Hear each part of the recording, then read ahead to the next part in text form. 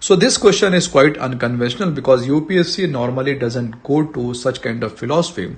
But for the last few years, we can see that UPSC is giving us so many surprises, and this was again one of the surprise. So in this question, basically UPSC gave us four philosophies, four political philosophies, and we are expected to choose the correct answer. So the people who are from political science background and even the people who are from sociology, public administration, they can solve this question very easily. So there are four philosophies and we have to choose the philosophy which is related with Karl Marx. So let us see one by one. So what is empirical liberalism? So what is liberalism? So liberalism is nothing but liberalism is a philosophy which demands liberty and freedom of an individual. Now, what is empirical liberalism? Empirical liberalism is again nothing, but it's a liberalism which is based on the fact of ground reality. That means we can say that India is having an empirical liberalism. How come? Because we individual are witnessing, we individual are enjoying personal freedom, and that can be checked by our voting rights. So we are basically enjoying empirical liberalism. So this is certainly not the philosophy of Karl Marx. Now let us see the second philosophy, that is existentialism. So what is existentialism? According to this philosophy, any person, individual should be concerned, should be aware about their existence. So this philosophy is basically related with feminism. So according to this philosophy, the females, the women, they should be concerned about their existence, which is under threat in this patriarchal world. Now let us see the third statement. Third philosophy is very clear, need no explanation. Darwin theory of evolution, that is concerned with the biology. Now the fourth statement is about dialectic materialism. Now what is the meaning of this dialectic? So the meaning of dialectic is conflict. There should be some conflict. And the meaning of materialism is a matter which is different from idea. So basically, as per the philosophy of dialectic materialism, there is always a clash, a conflict between two classes, and the history moves through conflict of classes. So again, this theory is related with Karl Marx, who was supporter of a theory according to which the history moves through the clashes of classes, and one fine day communism will come to this world. Okay, so it is the correct answer. So let's move to the next question.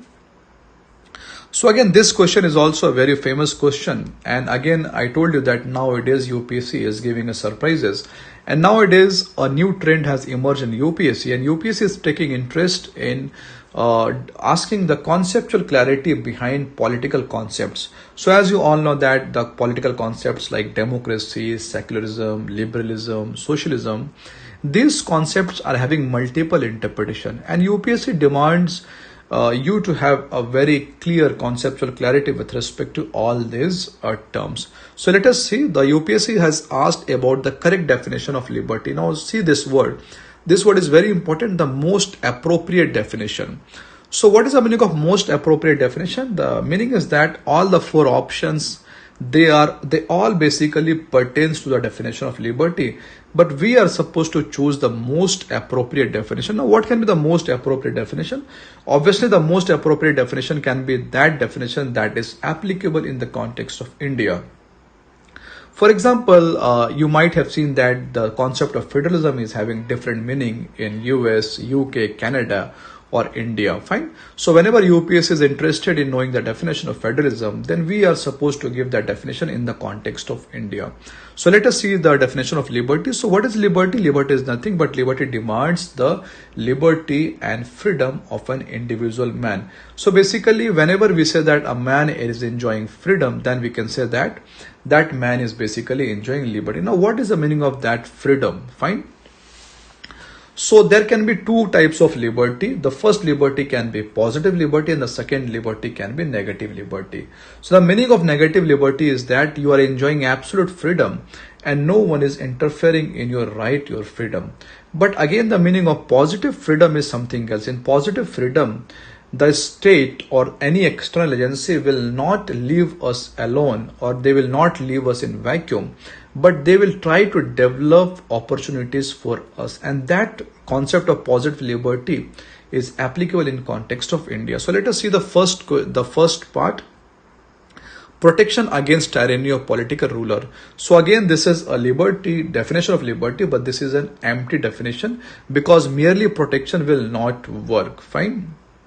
For example, in all the countries in which, let's take the example of country like Iraq, Iran.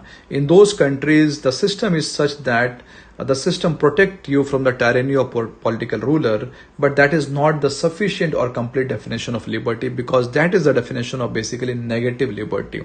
Now let us see the second one, absence of restraint. Absence of restraint is obviously a definition of liberty. Now I told you that absence of restraint, that means no one is interfering you, that will qualify the definition of negative liberty, not positive liberty.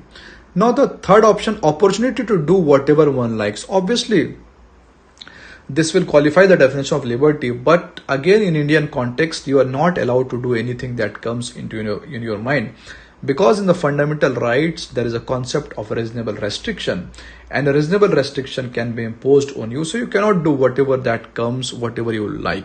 Now let us see the fourth option, opportunity to develop oneself fully. So this comes very close to the definition of positive liberty which India has adopted. So we will choose the option D because this is about positive liberty. Okay, so let's move to the next question. So this question is on Article 356, that is popularly known as President Rule. Fine. So we have different kinds of emergency. Like we have emergency under Article 352, that is known as national emergency. Then we have financial emergency, and the state emergency, we do not call it a state emergency, we call it President Rule. That is within the definition of Article 356. So as per Article 356, the central government can take the administration of state government in its hand if the state government is not functioning as per the constitutional requirement. So in case of breakdown of constitutional machinery, the center can take over the administration of a state. So let us see the option. So the first option is the assembly of a state is automatically dissolved. So assembly of a state is not automatically dissolved, but the state government is dismissed. So you should underline this word, the state government is dismissed after Article 356. And the state legislature can be dissolved, but it might be dissolved or it might not be. There is nothing like that. The state government, the state legislature has to be dissolved. There is nothing such provision in Article 356. Now let us come to option C. Article 19 is suspended in that state. So this can be eliminated by common sense. How come? There is no relation between Article 19, that is freedom of speech and expression, with respect with this Article 356. So Article C is certainly not the answer. The fourth statement is the president can make laws related to that state. So let us hold this statement 4 and now come to the statement B. The powers of the legislature of that state shall be exercised or under the authority of the parliament. So there is a confusion who basically make the rule for president of India, who basically make the rule for state government, whether it is president of India or whether that is parliament. So this is again a factual data, and you should know this, that after proclamation of Article 356, the Parliament of India basically make laws for any state. Okay, so B will be the right answer. Now this question is from modern India, and this question is from Champaran Satyagraha. Fine. So let us see the first statement. Dr. Rajendra Prasad persuaded Mahatma Gandhi to come to Champaran to investigate the problem of peasants. So in Champaran, peasants were suffering from Tinkatia system, and it was not Rajendra Prasad, but it was a man, a very famous man called Rajkumar Shukla, who basically persuaded and invited Mahatma Gandhi to Champaran, and after which Mahatma Gandhi became an all India figure, and that was the first Satyagraha experiment for Mahatma Gandhi. So it is not the Rajendra Prasad, so this option is entirely eliminated. So again, this is a very, very factual question. The second statement is Acharya J.B. Kriplani was one of the Mahatma Gandhi's colleagues in his Champaran Satyagraha.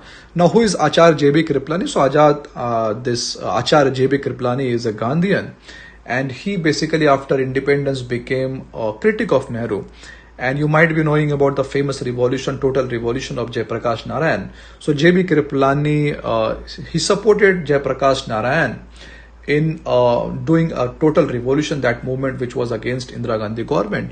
And wife of J.B. Kriplani, that is Suchita Kriplani, was first women chief minister of UP. So statement 2 is correct. J.B. Kripalani was one of the Mahatma Gandhi's colleagues. So only 2 is correct. So this option B will be the correct answer. Now let us come to this question. So this question is related to economics, and again this is a very easy question, a factual question. So UPSC was interested in knowing the meaning of venture capital fund. So what is venture capital fund? Venture capital fund is nothing but it's a kind of fund which basically comes to the startups, or it basically comes to the big bang ideas, the ideas which can change something, or the ideas which can be a new idea. And so some high wealth investors, some rich people, they basically invest in a project, and that investment is known as venture capital. For example, we can take the example of investment of SoftBank in new startups like Ola, Uber, etc. Fine. So let us see the first statement. A short-term capital provided to industry. This is not the answer. A long-term startup. Startup is the catchy word. Capital provided to the new entrepreneur. This is the correct answer. Fine. So again, this is a very factual question, knowledgeable, a question based on knowledge. So hope I am very clear up to this, and I hope you enjoyed the class. If you like the class, you just subscribe to our YouTube channel so that we can give you more such videos for your conceptual understanding. Thank you very much.